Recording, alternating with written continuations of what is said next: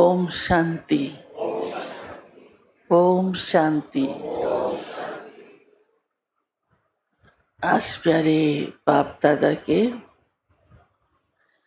विशेष रूप से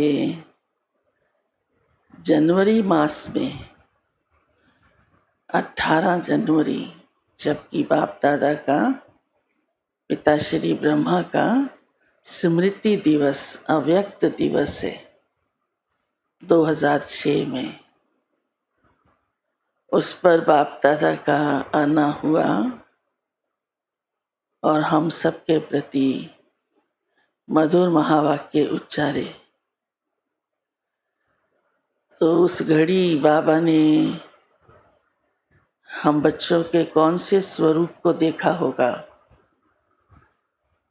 तो क्योंकि अक्सर बाबा की स्मृतियों में सभी उस दिन तो विशेष बाबा की स्मृति आती है, क्योंकि वो दिन होता है। तो बाबा ने कहा कि सभी बच्चों का प्यार मेरे साथ है ही। अनुभव तो सभी को ही है ना इस बात का। प्यार तो आज भी है, पर उस दिन साकार की यादें ज्यादा आती हैं।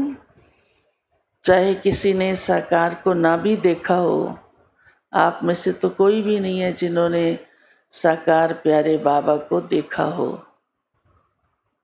है कोई? कोई नहीं है।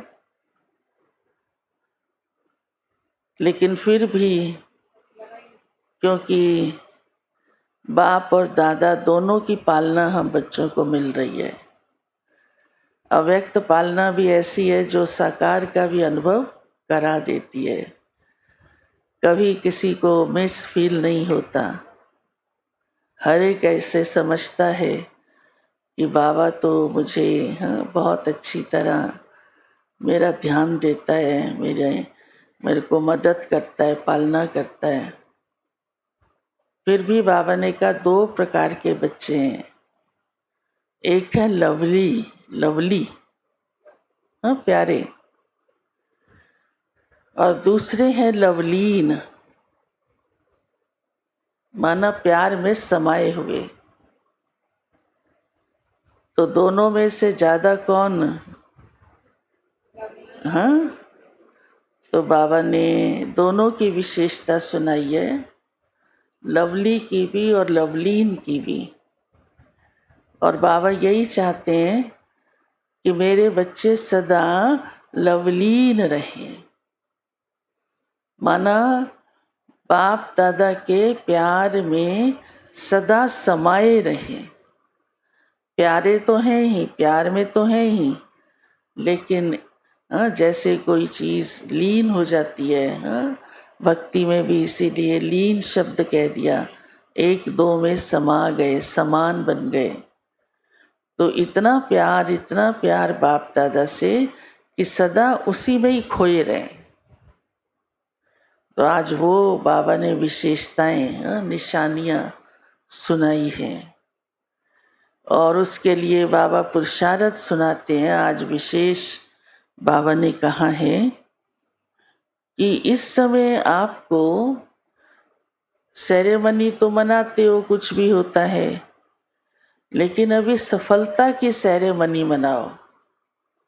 और वो सफलता की सेरेमनी जो आज बाबा ने सुनाई है, वो बचत की स्कीम सुनाई है।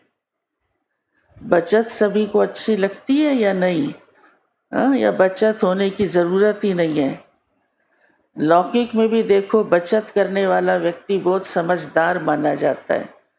जितना कमाया उतना ही खर्चा किया तो वो कभी भी मुसीबत में फंस सकता है।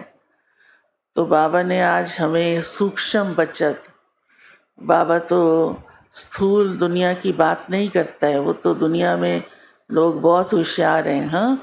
बचत निकालने के तरीके भी और अन्य दूसरे तरीके भी। तो बाबा ने कहा आप बच्चे भी हैं जो है वो बचत की स्कीम बनाओ और उसकी सफलता की सेरेमनी मनाओ। और उस बचत में क्या करना है, बाबा ने क्या क्या चीज़ें बचत करनी है वो भी सुनाई है। तो सबसे पहले तो बाबा कहते हैं अपने संकल्पों की बचत करो। बहुत खर्च करते हो, बहुत, हाँ? इतने खर्च करते हो कि आत्मा ही कमज़ोर हो जाती है, ताकत ही कम हो जाती है। बहुत खर्च, माना बहुत सोचते हो,